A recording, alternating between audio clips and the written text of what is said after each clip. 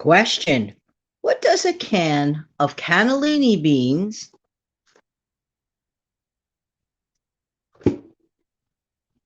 a bottle of Italian dressing,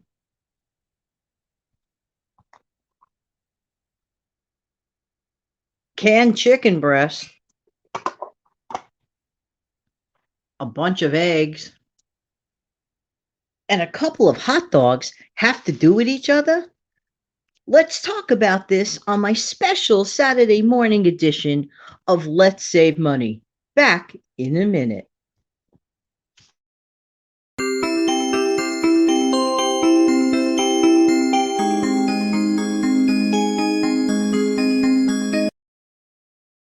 Hey, this is Jan from New York City. My channel name is Jan from New York City Saves Money. Today happens to be a wet and dreary Saturday morning, but conversely, on the bright side, it also happens to be Kentucky Derby Day.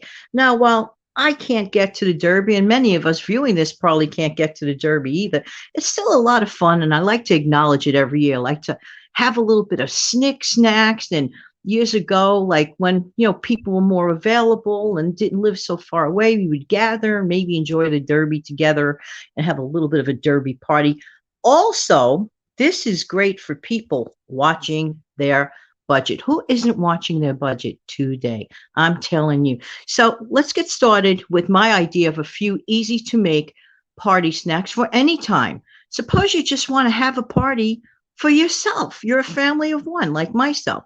Today is Derby Day. I want to have a party for myself that does not break the bank. Let's get started with my idea of a cannellini bean dip. Now, I have to mention to you, in my case, I do not use a food processor. Instead, I mash them manually, and that's okay because I get the little bit of chunk, so it's not the end of the world for the person that does not have a food processor. And I will tell you the recipe in a couple of minutes. Now, why do you see a bunch of eggs over here? Because in addition to my wonderful little bean dip, I'm going to make deviled eggs. Deviled eggs are one of the fastest, easiest make-ahead party foods on planet Earth. And it absolutely, they do not break the bank. Now, optionally, I put the canned boneless chicken here for those that maybe also, in addition to the frankfurters, which I have here frozen. I'll show you that in a second. If you want to have like chicken salad, many times people serve things like chicken salad, or if you don't have chicken salad, don't like it, maybe you want to do tuna if you prefer that. Some sort of salad. Again, these are all basically make-aheads. The only thing that I can't make ahead in my case are my Nathan's frankfurters, And by the way, I was dreaming of being on Coney Island Beach yesterday. I literally fell asleep, took a nap. What I was dreaming about was being on Coney Island Beach. So I guess maybe I had a hankering over there for some of those wonderful Nathan's Franks. Now, why do I have Italian dressing here? This is going to cut down some of the work in your cannellini bean dip. Just to mention, you could use your favorite bean of choice. I just happen to enjoy cannellini beans. Who's to stop you from doing another type of bean? This type of texture. This type of texture works great. So let's get right over to directly to my recipe. I'm going to read it to you. So bear with me a second. So, okay, obviously, if you're a family of one can of cannellini beans. If you're a family of more than one, get a couple.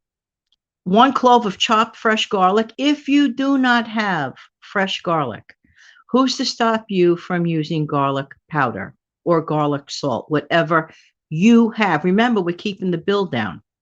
1/4 cup of that Italian dressing. Everything's in it. And if you don't have that, then you use what you believe that you would use on a salad, for example, and use 1/4 cup of that.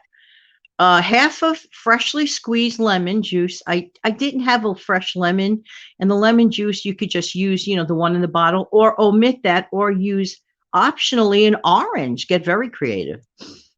Let's see, 1/4 cup of grated Parmesan cheese. Again, optional. It just gives it a little bit of a salty bite.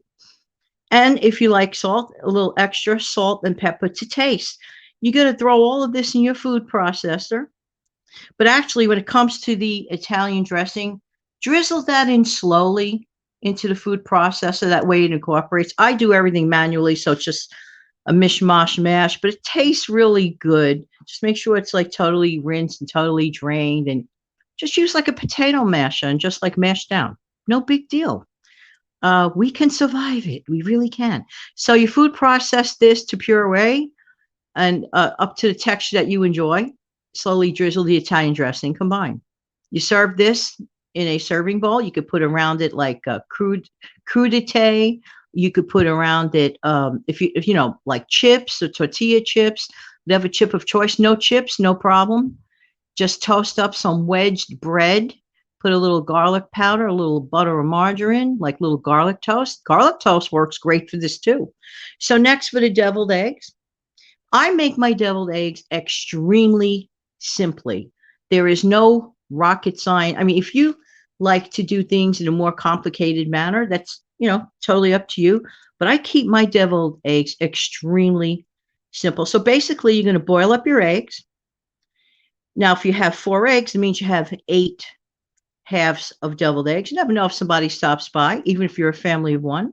You could have a couple today, wrap them up, put a couple in the wrap it up, and you could have the other one tomorrow, even for breakfast. What's wrong with eggs for breakfast, right? The only difference is they'll be all done. So you, of course, boil them, peel them, cool them. Very, very important step to make sure that the eggs are nicely cool, very cool. Then you cut them in half. Then you empty out the yolk, put them in a separate bowl. You put in a little bit of mayonnaise and Dijon mustard to taste. Very, very simple. A little bit of salt and pepper. What I like to do is top it with a little bit of paprika for color. But here's another step that I like to go with my deviled eggs. If you happen to have crushed bacon bits or bacos or faking bacon, whatever you want to call it, put it on top of the deviled eggs. It gives it a really nice extra texture, extra salty bite, or something that you like.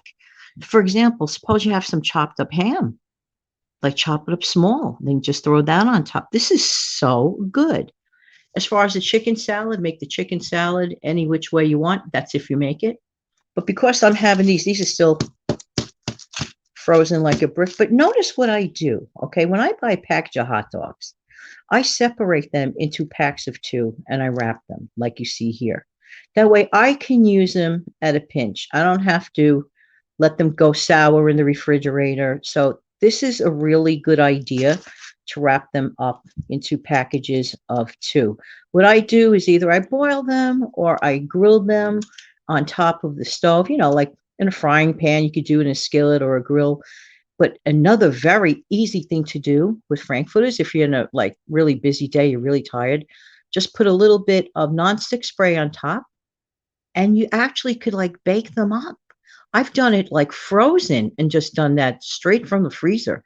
Dump them into a baking tray with a little bit of pork and beans on the side. Hello. I mean, here goes your party. All you needed, you probably have half of these things in your pantry. Many people have eggs. Many people have frankfurters. People have some sort of a bean, a canned bean, to make your own version. Get creative. Make your own version of a bean dip. Doesn't have to be my version. You could save steps with the dressing. Don't have the dressing, swap it out. So listen, come to this video every time you want to have a party for yourself. And as far as dessert goes, I have a number of options I am considering. I have that leftover cookie, box cake mix, of which from about a month ago that I put in the fridge, that I might just whip up some vanilla type cookies for dessert type thing. Or I could do another. It was so good, that raisin bread pudding. I can't lie to you. It was really, really good. I might decide to whip that up because I still have some of that raisin bread left. In fact, a bunch of it. So anyway, the options are for you. Have a party today for under $5. There you go. Hope you like these recipes. Let me know in the comments section below. In the meantime, this has been Jan from New York City. I'll be back in a minute with a wave.